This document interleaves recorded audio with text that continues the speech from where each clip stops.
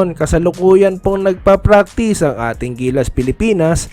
Katunggali po nila ngayon, kumbaga kasparing nila. Itong LG Sakers, ayan, yan po ay pagkaka-check ko po, lamang sila ng 8.5. So babalik po tayo mamaya kung sigurado panalo sila dyan, sigurado panalo sila dyan, sigurado panalo sila dyan,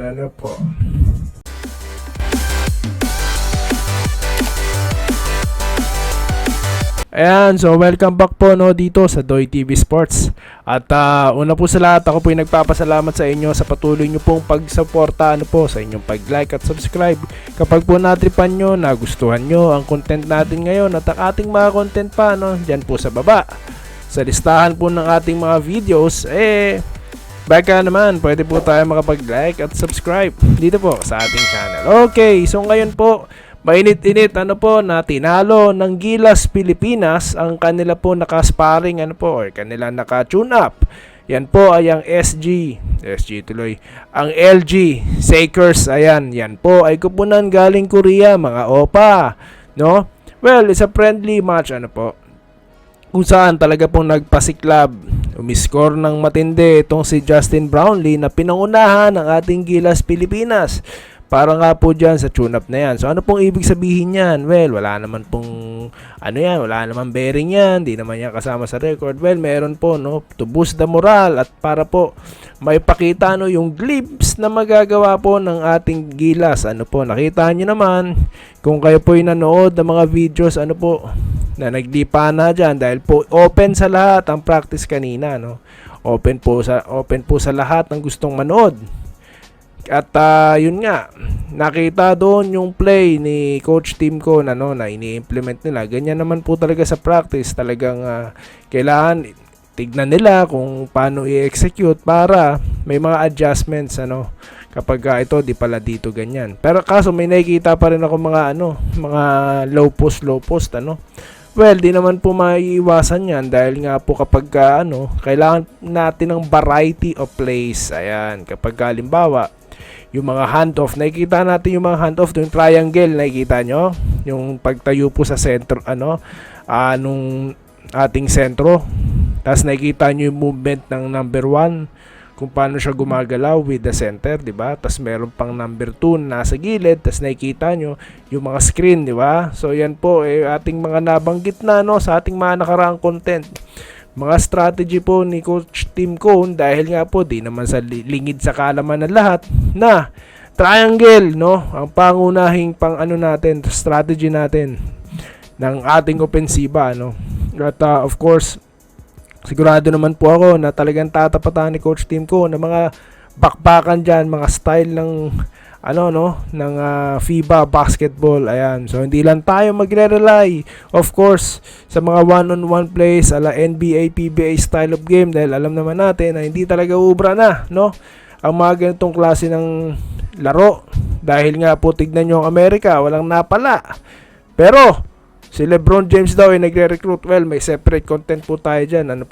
So balik tayo dito sa Gilas.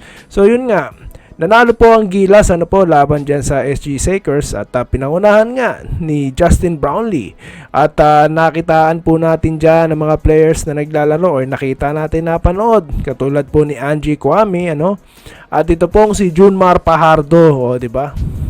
So, yun na po, Yun na ang ang ating final 12. Bagamat sa mga balita may mga pa rin, may mga speculation pa rin po na baka nga bigyan po ng pagkakataon or ma-approve ang ating apela para po mapasama ang ating mga manlalaro. Pero the fact na wala na nga po sa practice ito pong ating mga manlalaro, baka nga po talaga nag-move on na ang ating Gilas Pilipinas dahil lilipad na po tayo bukas.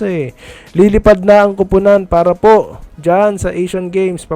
Papunta na silang China, so we need to have a stand, a decision. Wag na po tayo mag-rely sa decision nila. Kumbaga, kung anong meron tayo, go na, go for gold. Kasi nga po, malakas pa rin ang kupunan. Sabi po natin sa nakaraang content, kanina lang po in-upload natin, na malakas po ang kupunan natin. May dalawa tayong imports Biruin nyo, dati nga wala tayong imports. 'Di ba? Imports natin PhilAm. Eh yun, mga Pinoy talaga. Eh tayo, biruin nyo ilang number of PhilAms natin plus naturalized players, dalawa pa. Oh, hindi pa tayo mag-champion yan or mag-gold yan. Ewan ko na lang, malakas tayo, guys. Tignan nyo naman ng ating mga point guards. 'Di ba? Tignan nyo naman si CJ Perez, 'di ba?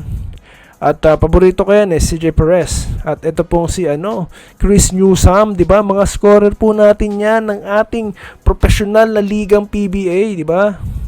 So, yan ang mga talents po na meron tayo.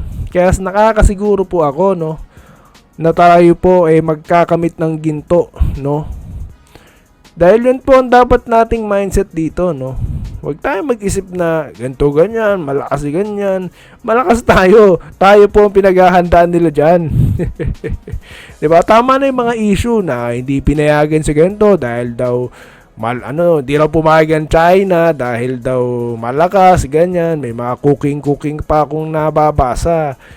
Alam nyo guys, kapag kung inayos sana ang listahan at yung mga ayos na yung mga player na available sana ang inilagay, hindi si Jordan Clarkson na alam naman nating hindi makakalaro, sana hindi ganyan. Hindi yung sisisihin natin yung organizing committee, di ba? Wala silang kinalaman doon. Kung firm po sila sa kanilang desisyon, no?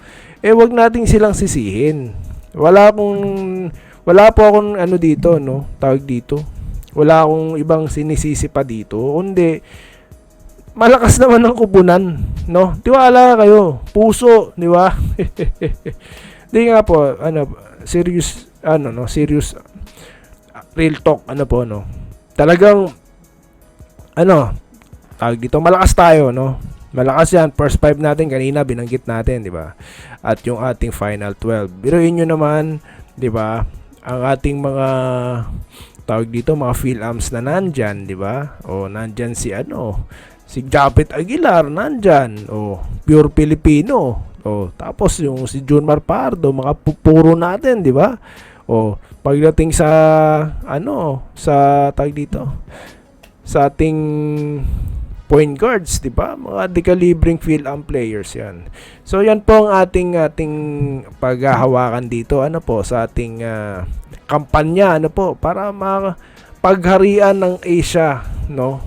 At ang ating malakas nga pong makakalaban na ating kabracket ay ito pong Jordan. Hindi po si Michael Jordan, si Jordan, no? Jordan, dahil meron po silang naturalized player na nasa listahan din po ng Gilas. Pambira yung nagsulat na yan, no? Pambira. Pero yung pala makakalaban natin.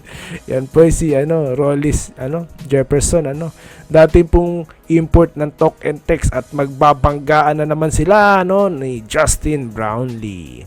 At yun lamang po nung ating komentaryo, ating masasabi, reaksyon dito po sa papalapit, napakalapit na pong bakbakan between Gilas at Bahrain ang kanilang makakalaban, at meron po tayong separate content. Pag-uusapan po natin yan sa susunod na video dito lamang po sa Doy TV Sports.